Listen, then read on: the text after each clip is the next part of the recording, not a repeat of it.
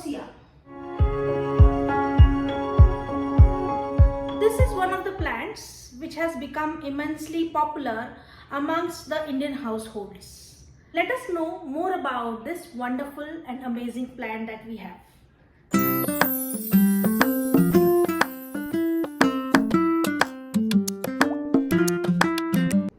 Most of you might have heard the name of elephant's ear. Yes, that's Alocasia. Alocasia got its name because it resembles the long ears of the elephant. Growing Alocasia is an easy way to add a tropical flair to your indoor house garden. This plant can be grown indoors as well as can be grown outdoors, but in a shady area. As you can see, this Alocasia is placed right in front of my living room window and it is getting ample bright daylight. Since I'm fond of this variety, I have two of these house plants, namely Alocasia. You can have a closer look at the plant. This is the second one with little bigger leaves and more detailed nerves on its leaves. This plant also is kept adjacent to my living room window. And you can clearly see this gets ample daylight, which is sufficient for its natural growth, and it is quite doing well here. I want to bring your attention to the tips of these plants. You can see they are little brown because right now we have harsh summer and I'm not using any humidifier to maintain the moisture level in the house. So the tips are a little bit brown, but that's fine and there is nothing to worry about. If I see more damage, then I will have to probably move it and keep it somewhere amongst these plants here.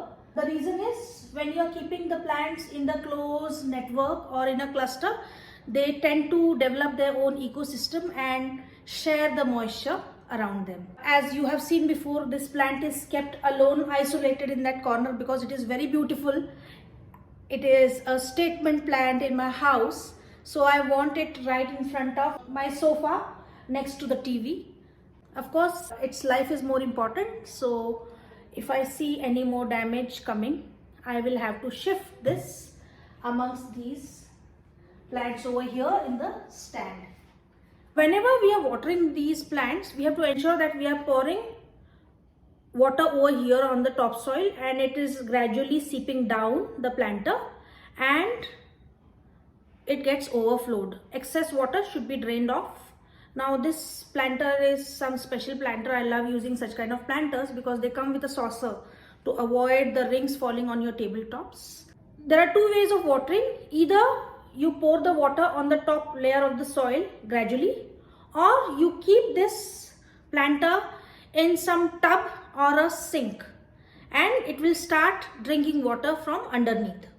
Both are the best ways of watering the plants. Most of us love to sprinkle water on the leaves of the foliage of any of the house plants.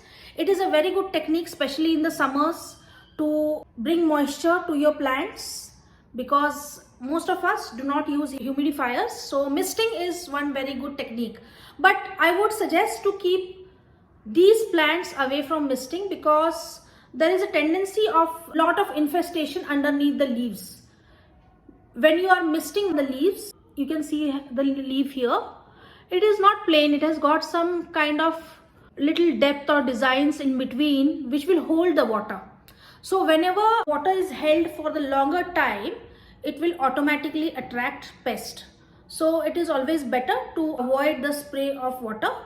What you can do is, in case you feel your leaves are dusty and they need little cleanup, you can just take some wet cotton. Use ordinary drinking water to wet the tissue or the soft cloth and just wipe the leaves. So when you wipe, it will become clean and clear. Another tip for these plants, in case you have bought these plants or are planning to get these plants into your house, one thing, the tip is very important for all the new house plants that you buy from nursery, is not to repot them immediately.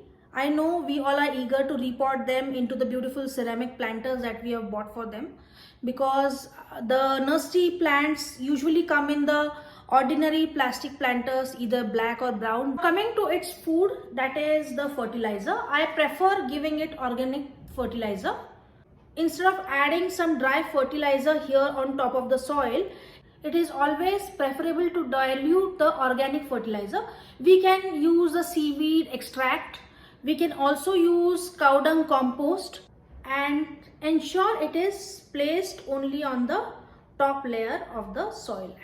Ensure the fertilizer is not spilled on the leaves, which can cause heavy damage to its foliage. Another thing to keep in mind is when you are watering these plants, especially if they are indoors, always use drinking water or the normal water which comes in your tap. We should never water it with the ordinary water, which may be hard water or the water which is drawn from the bore wells. Your plant will always stay happy if it is not exposed to the harsh minerals or elements that are in the hard water. Always water the plants either early in the morning or in the evenings. If you water the plants when it is hot outside, the water will evaporate very soon, and in that process of evaporation, it will half cook your stems or roots, which will lead to its decay and death. So please don't do this. Always water your plants first when they are thirsty.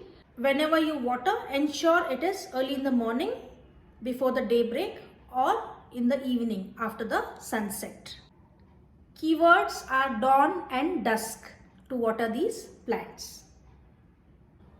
We have to ensure that there is no root rotting in these planters, because if the water stands in the pot for a longer time, the rhizomes or the bulbs which these plants grow on, that is their roots, will easily get rotten or they will be infected. Another reason I use soilless growing media is it keeps the plant away from any kind of infestation. Usually if we are using any soil, the soil is prone to pest attack, but soilless media is quite far away from these dangers.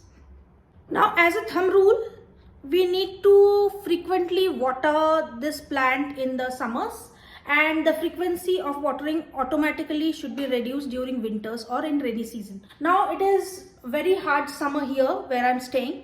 It's quite dry and hot climate currently, and still my Alocasia is doing better.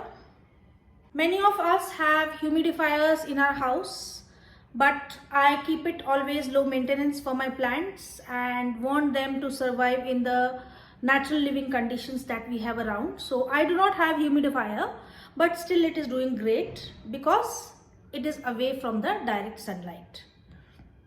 The simple trick is to just poke your fingers little deeper inside and feel the moistness inside. If you feel your finger is wet, that is, if you can see here, some of the particles of the soilless media are stuck on my finger, that means it is still wet inside and water is not required. But in a dry plant, your finger will come out very clean because it is in want of water. Another mantra for keeping any houseplant safe is to not overwater it. Most of us kill our houseplants because we love watering our plants, and we never understand when we end up overwatering them. So showing love and care to your plants is not to just pour water and water, but also to just see whether it needs water and then only water them. Coming to its soil, you can see here, I prefer using a well-drained light soil. In fact, I don't use soil at all. All my house plants are potted in the soilless potting mixture which I make on my own, depending on the requirements of the plants that we have. In general, we can say that this plant requires a well-drained soil because it is kept indoors, and the water, if it gets locked inside your planter, will cause those rhizomes to rot.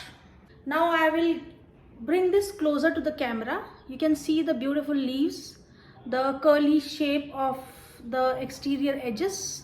You can see the edges are curly, and also they have a kind of outline which defines them, and inner part, the nerves also are quite dark and bright. The leaves of this bigger plant are quite thicker as compared to this one. It has got little delicate leaves. The underneath of these leaves, as you can see here, is dark brown color, and the exterior, the front is of the dark green color.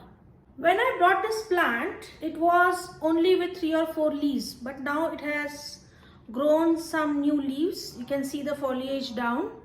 The new leaves are little small. Gradually, as the stalk grows higher, the leaves will also take its full bigger shape, and I guess this is the maximum shape that this plant or this type is going to acquire. A closer look of this younger one. This is another variety that I have got, and you can see the edges do not have the lining as it is here in this, and the color of the leaves also is quite dark green here, and this has got some fresh lighter green shade. But yes, they are of the same family, and I love both of them. As this plant comes out of a rhizome or a bulb, it cannot be grown out of cutting. So if you want to grow another plant, you'll see gradually as this plant starts aging, the small foliage will start sprouting on its sides, and later on you can extract them and make 2 or 3 plants as per your choice. As of now, you can see here it has got only one common stalk which is holding, so obviously it is standing on only one rhizome or a bulb. So what are you waiting for? Get these beautiful tropical house plants and add life to your home. I'm sure these little greens will bring lot of happiness to you and your household. Thanks for watching.